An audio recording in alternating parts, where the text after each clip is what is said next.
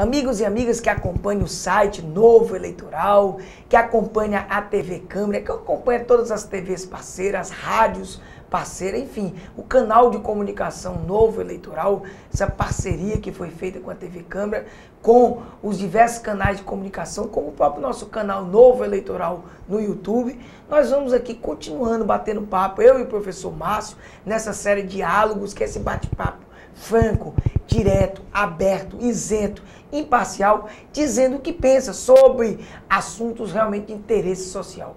Hoje um programa super especial, um bate-papo diferente, tendo em vista que aconteceu o que todo mundo esperava, nós só não sabíamos quando, tendo em vista que o presidente Eduardo Cunha deixou muito claro, pela maneira com que ele conduziu todo esse processo, 34 pedidos de impeachment, 34 processos se originaram na Câmara de Deputados e ontem, melhor dizendo, dia 2 de dezembro de 2015, o presidente Eduardo Cunha resolveu aceitar a primeira denúncia do processo de impeachment contra a presidente Dilma Rousseff. A partir, evidentemente, dessa decisão pessoal dele, é uma decisão que é do cargo. A gente já tinha discutido aqui num vídeo sobre a necessidade, eu e Márcio, nosso sentir de preservação das instituições, de preservação dos próprios cargos e nunca da pessoa, que ele poderia utilizar como moeda de troca, numa linha de chantagem mesmo,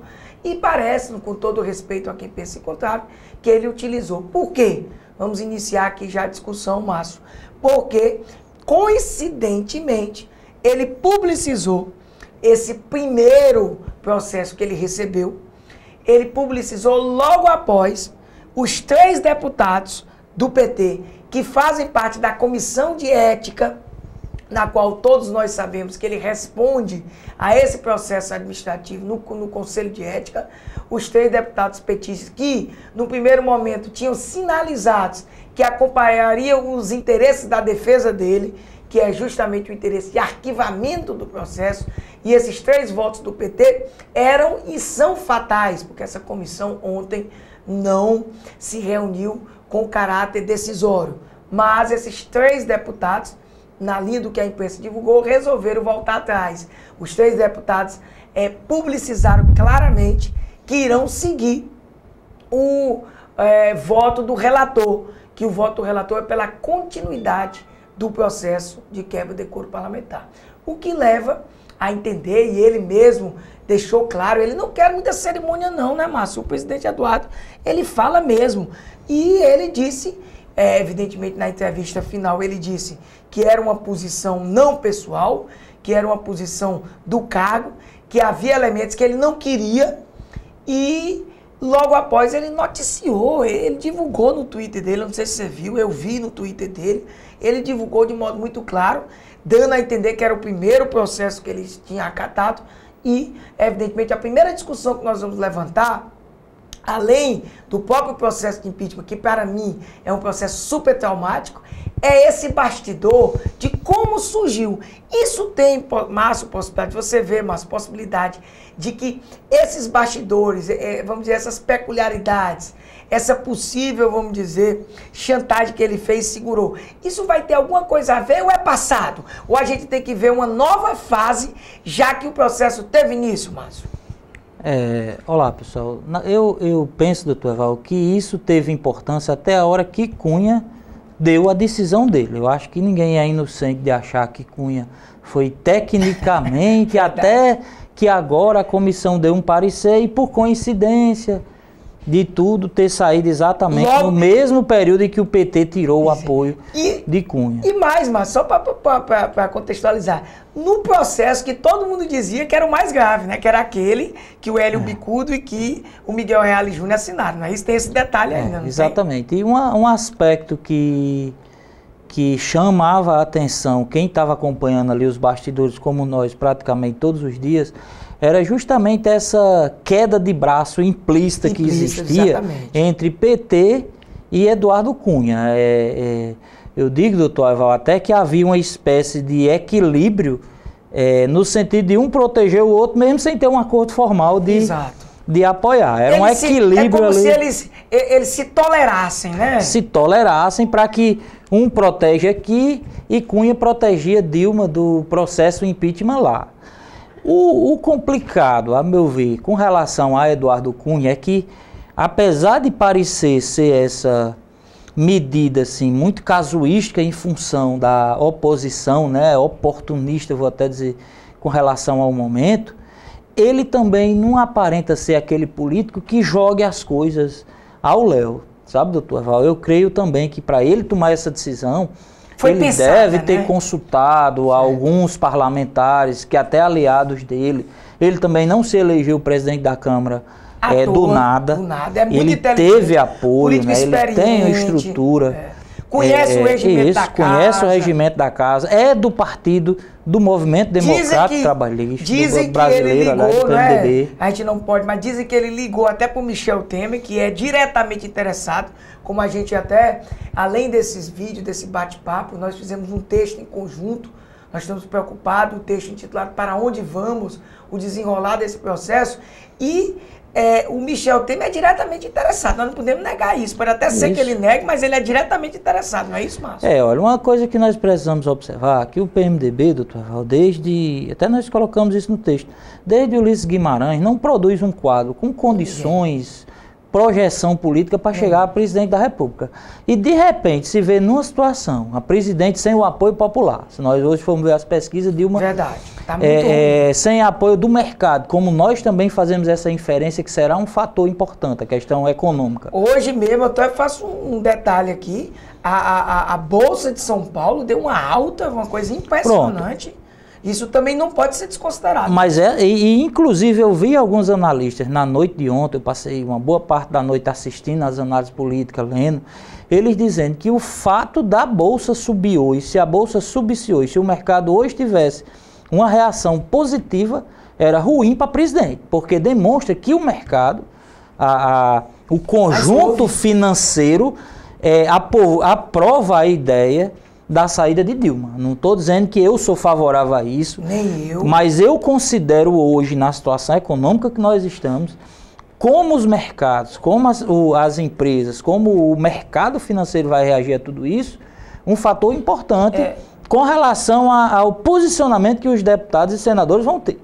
Porque você sabe que não é uma decisão meramente jurídica, é muito mais política do que jurídica. Deve ser, eu acho, Márcio, a gente pode até se encaminhar aí nessa primeira parte para a gente concluir, é um processo que deve ser jurídico e político, e talvez eu concorde com você, mais político do que jurídico. Agora, não pode ser, e aí eu quero abrir essa discussão, não pode ser somente político e nem muito menos só jurídico, tem que ser um misto, não é verdade? Na verdade, nós sabemos, por exemplo, que se for cumprido o processo como deve ser, a decisão fica para os deputados, independentemente daquela lógica do que foi colocado como motivo para a cassação, ser efetivamente adequada ao que a Constituição diz. Porque eles vão fazer a interpretação, assim como um tribunal vai interpretar se determinados fatos se adequam ou não a uma norma jurídica, quem vai fazer isso é o Congresso. Quem vai fazer isso são os deputados primeiro, depois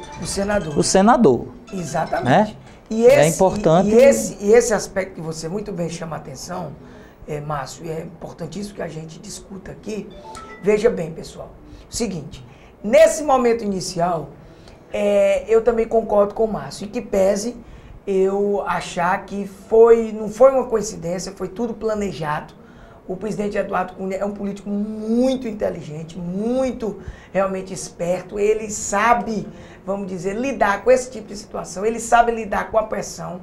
Ele é um político frio, calculista. Ele sabe lidar com a imprensa. Ontem mesmo ele soube chamar a imprensa todinha. Isso. Logo após o confronto moral que se estabeleceu, que para mim é relevante. Que confronto é esse? Ficou claro. Nós colocamos uma matéria no site Novo Eleitoral, você pode acompanhar, que foi a própria defesa, vamos dizer, o primeiro pronunciamento da presidente Dilma. E ela, de modo muito claro, estabelece o confronto moral, que para mim é irrelevante nesse momento. Ela não se está se defendendo de uma acusação de Cunha, que isso fique claro. Cunha não é o acusador.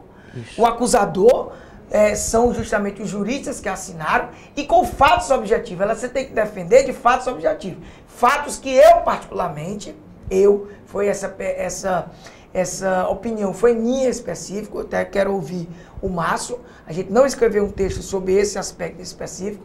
Eu reputo muito grave os fatos ali descritos na peça de impeachment. Essa que foi recebida e que foi emendada, que houve uma emenda, Márcio, justamente após a decisão do TCU.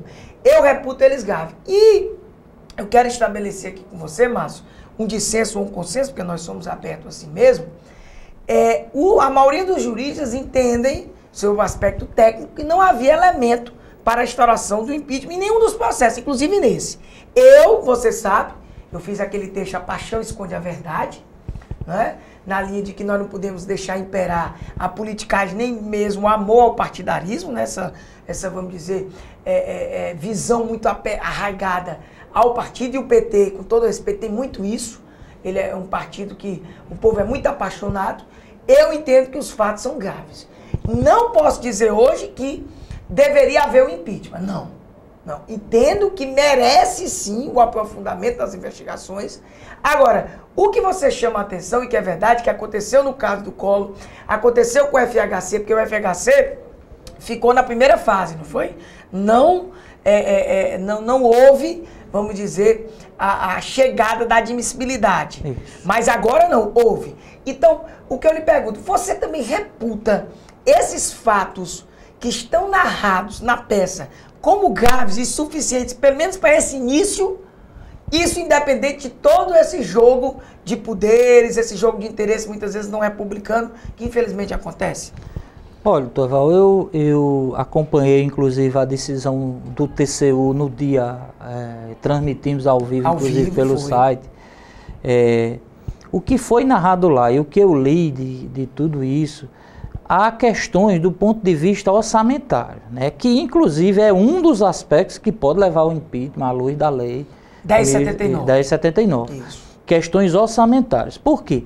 Tanto a Lei de Responsabilidade Fiscal, a Lei 4320, ela diz que você não trabalhar da forma adequada com o orçamento, de acordo com o que foi estabelecido pelo Legislativo, aquela ideia dos freios e contrapesos, né? O Legislativo aprova um orçamento para você executar. Há ali indicativos, né, de que houve desajuste com relação ao orçamento. O governo pegava empréstimo do Banco do Brasil, da Caixa Econômica, do BNDES, aplicava em uma área que não estava autorizada e depois devolvia esse dinheiro como se não tivesse feito. Maquiando as contas. E o pior, segundo a denúncia, né, utilizou isso como moeda eleitoral. Claro que esses aspectos são aspectos mais subjetivos, ao dizer à população brasileira que não havia nenhum desajuste fiscal, que estava tudo perfeito, e que os programas sociais, que para mim, né, e é outro aspecto que eu não quero adentrar, muitas vezes os programas sociais são usados como uma espécie de compra de voto institucionalizado, não seriam prejudicados. E isso se demonstrou logo após o período eleitoral, que a situação fiscal era totalmente diferente. E tanto é verdade que, independente do processo de impeachment deflagrado em 2 de dezembro, a situação econômica e fiscal nossa é terrível. E aí, nesse mesmo dia 2 de dezembro, Márcio, o governo consegue a aprovação, olha que interessante, consegue a aprovação do seu orçamento com um déficit de 119 bilhões. Ou seja, o ajuste aceito pelo Congresso, o que havia uma previsão, amigos e amigas, de 50 e poucos bilhões de superávit, veio 119 bilhões. A realidade que a presidente, porque isso, Márcio, até hoje eu respondi um Twitter nosso, essa responsabilidade não é do governo, né, Márcio? A responsabilidade é ato dela. Ato dela específico. Todos os atos de gestão, eles terminam caindo para o ordenador de despesa, a pessoa que é o responsável por tudo, que é, no caso da União, o presidente da República. Porque então, se for o governo, Márcio, eu vou logo dizer, vai atingir o Michel Temer aí. Porque querendo ou não, porque eu não concordo, o Michel Temer não é, na expressão que você muito bem usou, não era e não é hoje o ordenador de despesa. Não é o responsável nesse sentido. Por isso que a gente diz, e claramente estabelecido, nós vamos já partir para uma nova etapa desse bate-papo, que são os próximos passos desse impeachment, mas para a gente finalizar, o Michel Temer é o vice-presidente da República, e se o processo de impeachment avançar nesse segundo passo que nós vamos dizer, ele vai receber de colo, né? Ele vai receber o PMDB, vai ganhar do nada, vamos dizer assim, do nada, evidentemente eu estou exagerando só para facilitar a compreensão, a presidência da República, não é isso, Márcio? E é exatamente aqui, doutor Evaldo, que eu tento colocar, onde eu discuto esse tema, é justamente que a partir de agora, a questão jurídica em si, ela é menos importante do que a questão política. Por quê, pessoal? Em direito, como é que as ideias se formam? Uma pessoa é escolhida como juiz para tomar uma decisão. Ele vai pegar o fato e vai interpretar à luz do processo. Quando chega no tribunal, a mesma coisa, só que lá já é um colegiado. Você imagine hoje que a Câmara dos Deputados é um grande tribunal. Verdade. Com 513 juízes que vai ter que formar a convicção por 342 deles para poder seguir adiante para outro tribunal, que é o Senado. Que aí então, precisa de 54 senadores. Isso, claro. E não temos dúvida, eu pelo menos não tenho, se essas pessoas vão analisar pelo ponto de vista eminentemente jurídico. Alguns vão, outros não. Né? Isso. Então, Márcio, vamos aqui para a gente finalizando, e teria muito mais o que conversar, entrar, vamos dizer, nessa fase aqui final do nosso bate-papo, nos próximos passos, né? Isso. Como é que vai ser daqui para frente, porque quem vive de passado é museu.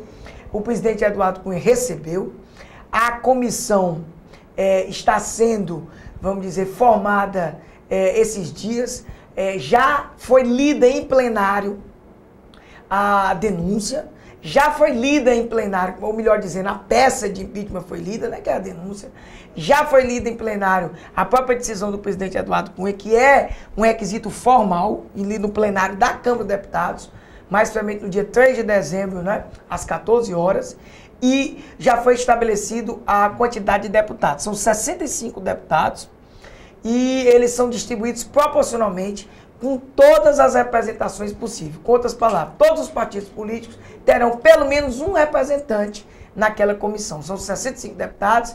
Pelo que eu percebi, eu não tenho todos os detalhes, é para não ficar chato, né? Mas a maior bancada é a do PMDB e do PT, com 8 deputados cada um. Coincidentemente, partidos diretamente interessados, né? São os que têm mais. E pelo menos um deputado de cada partido, que só tem um deputado. Ou seja, quer dizer que tem poucos deputados. Partidos pequenos, nós contamos em número de 12. Ou seja, tem 12 partidos com um deputado só. Tem partidos com 2, 3, 4, 5, salvo engano, depois de 8 são 5. Então, essa comissão, Márcio, eu queria que você explicasse como é que vai ser daqui para frente. Ela, evidentemente, vai ser constituída, salvo engano, até 4 de dezembro pelo regimento. Os partidos são obrigados a indicar, para evitar aquelas manobras de não indicar nas CPIs. Era muito comum, né, Márcio? O presidente mandava que o partido indicasse, simplesmente o partido não indicava. Ele tem que indicar. Então, amanhã nós vamos saber o nome dos 65 deputados que comporão essa comissão especial. E essa comissão especial, ela tem que se reunir e eleger o seu presidente relator. E aí, os demais passos desse procedimento, Márcio? Bom, depois que a comissão escolheu o presidente relator, a presidente vai ser notificada para apresentar a peça defensiva dela, a responder a denúncia, né? E ela vai ter um prazo de 10 sessões. É interessante observar que o prazo na Câmara dos Deputados, ele não é contado em dias como no judiciário normal. Verdade. Ele é contado em número de sessões, ou seja, ordinárias, aquelas datas em que os deputados têm marcado pelo regimento para reunir-se, né? E é interessante observar que vai ter um recesso agora no fim do ano. Então esse prazo certamente vai ser alargado aí. E eu nem sei, doutor Evaldo, se esse alargamento é bom ou ruim para a presidente, porque querendo ou não, ela vai estar pesando sobre ela. O impeachment existe, né? O processo peso, né, do impeachment. E vai entrar o ano. Até que essa comissão se reúna, e olha que interessante, quando essa comissão deliberar sim ou não, necessariamente vai para o plenário. Bom, mesmo que ela diga que não é o caso, porque essa admissibilidade inicial do Cunha, você concorda comigo que é precaríssima, né? Muito precária. Na verdade, é até uma prerrogativa que a gente acha que, eu pelo menos acho que os dois presidentes da Casa Legislativa têm excesso. Mas faz parte do regimento. Está cumprindo a Casa, cumprindo a Constituição. Enfim. Agora, é interessante. Quando a comissão deliberar sim ou não, ou seja, a comissão diz que não é o caso do processo continuar, ou é o caso do processo continuar, esse relatório, ele tem que ser votado primeiro na comissão, não é isso, Márcio? Que aí é por maioria simples e depois ele vai para plenário. Olha que interessante. Mesmo como não, ele vai para o plenário de toda maneira, ou seja, os 513 deputados necessariamente terão acesso a todos os elementos, a todas a denúncia, as provas articuladas, a defesa. Veja que realmente não tem como dar ré nesse processo mais. Não é isso, Márcio? Na verdade, o primeiro ponto que pode agora acontecer é quando, se por acaso o plenário negar, rejeitar, por exemplo, né, que na verdade para a acusação ser recebida e efetivamente passar a fase de julgamento, né, o plenário da casa, depois do relatório da comissão, né, ele vai ter 48 horas para fazer esse julgamento, né, deliberar em 48 horas e vai precisar de pelo menos 2/3 de todos os deputados. 342 deputados. 342 deputados. Aí, se votar sim pelo recebimento da acusação, encerra a parte da Câmara dos Deputados. Exatamente. E aí vai entrar no processo efetivo de julgamento, que compete pela nossa Constituição ao Senado Federal. Com a presidência, né, Márcio? Interessante a gente destacar. Com a presidência da sessão de julgamento, porque aí é só o julgamento mesmo, através do presidente Ricardo Lewandowski. Isso, do STF. Que pese ser juiz e que pese ser, evidentemente, magistrado do Tribunal Superior, seu presidente, ele não vota. Né? Ele é só um condutor. É uma espécie, organizador. Assim, é uma espécie de presidente do Tribunal do Júri. Presidente do Tribunal do Júri. Ele fica ali só decidir os jurados. Que vai, para onde vai, qual é o próximo passo, mas ele não tem um poder a regularidade, o devido processo legal. E aí, chegando ao Senado Federal, e ela já vai estar afastada, não esquecemos de dizer, né? Sim, na hora que a Câmara dos Deputados recebe a acusação, né? Afasta automaticamente. Afasta por 180 dias no máximo aí. Ela pode ficar no máximo 180 dias afastada, né? Se o processo no Senado demorar mais de 180 dias, ela retorna. Então, dentro daquela ideia que nós colocamos, o PMDB pode vir a exercer a presidência da República pelo menos até 180 dias de modo constitucional, de modo legal. Isso. Aí, se porventura o Senado Federal vier dizer sim à tese de que houve crime de responsabilidade, ela perde o mandato, né? Fica inelegível por 8 anos. É destituída no sentido do poder e do cargo. E interessante, pelo andar da carruagem, ela está no primeiro ano de mandato, não é isso? Nós estamos em 2015, primeiro ano de mandato, nós teríamos uma nova eleição.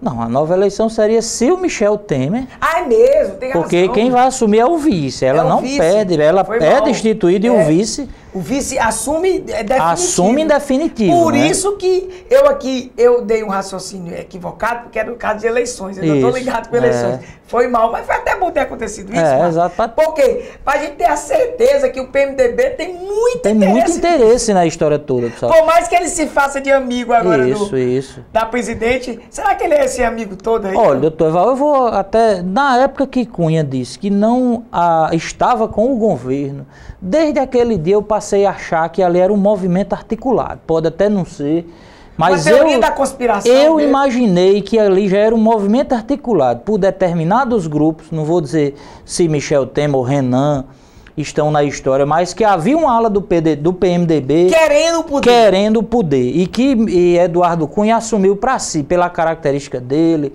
de ser uma pessoa impositiva, assumiu para si essa responsabilidade. E tanto é que a gente viu de lá para cá ele batendo o tempo todo na presidente Dilma. Independente dessa posição pessoal que ele está passando, que não tem nada a ver, até mesmo a oposição agora, que você muito bem, convenientemente chamou de oportunista, e a oportunista ela está querendo ganhar os louros dela, a oposição no Comissão de Ética disse que vota contra Cunha, vota pela continuidade do processo, mas a gente não sabe, a oposição aí está adorando tudo isso, como o PMDB, nessa linha do Márcio, que eu concordo, talvez seja a maior oposição que o PT tem, seja o próprio PMDB, não é isso, Márcio? Eu só acho paradoxal, doutor Val, eu lembro que uma vez nós fizemos um debate lá no IFRN sobre justamente impeachment, e de acordo com uma pessoa que me perguntou, eu disse, olha, se Dilma tiver que cair por meio do impeachment, serão os aliados dela. Não será a oposição. A oposição também, mas ela vai contar para derrubá-la com muita gente que se elegeu na sombra do Partido dos Trabalhadores da presidente Dilma. Tá aí. Pessoal, a gente tira muito mais. Só uma coisa que faltou, Teval, quantos senadores são necessários? 54 senadores. 54. Dos 81 senadores, 54. Então veja, também não é fácil. Não vamos pensar não. que iniciou o processo de impeachment, Dilma está fora. Agora, já que você colocou só mais um adendo, tudo isso, com esse tempo inteiro, que vai até demorar um pouco mais agora por causa do recesso, tem um bastidor aí rapidinho nesse sentido. Vai depender de como o povo vai se portar nesse momento, o mercado vai se portar nesse momento, as ruas vão falar, a cobrança pela internet, tudo isso evidentemente nesse momento vai ser analisado. Doutor Val, no mais amplo exercício do direito democrático, se você é a favor de Dilma, vá para a rua dizer que você está favorável a ela. Se você é contra, vá para a rua dizer que está contra ela. Você tem direito de fazer isso. Tem o direito de fazer isso, democrático, que o Congresso saiba ver essa expressão do povo brasileiro. Pronto, beleza. Pessoal, foi mais um vídeo, mais um bate-papo, dessa vez super especial, né? Por esse processo de impeachment, que eu repito, é um processo muito traumático para a democracia brasileira, para a própria Constituição da República Federativa do Brasil, mas faz parte, está previsto na Constituição, já aconteceu uma vez, está acontecendo de novo, e nós vamos ter que enfrentar como um país maduro, um país que procura, que quer ser sério, que quer mudar, que quer, evidentemente, fazer com que o eleitor primeiro fique consciente. Por isso que Márcio muito bem colocou. Você, eleitor, você, cidadão, é que deve estar consciente, você deve participar, você deve aproveitar tudo isso para as eleições de 2016, pensar melhor na hora de votar, não vender seu voto, não, evidentemente, negociar de nenhuma forma, não querer se dar bem, porque às vezes você se dá bem individualmente e o país se dá mal. E é o que nós estamos acontecendo nesse momento. O país está de mal a pior, muito ruim, um momento político terrível, um momento jurídico também muito ruim, tudo é ruim, as instituições saem, todas elas enfraquecidas, e nós precisamos que, pelo menos, Márcio, a Constituição nesse momento saia fortalecida. Um grande abraço ao amigo e amiga, e a gente volta com certeza com outros vídeos. Valeu!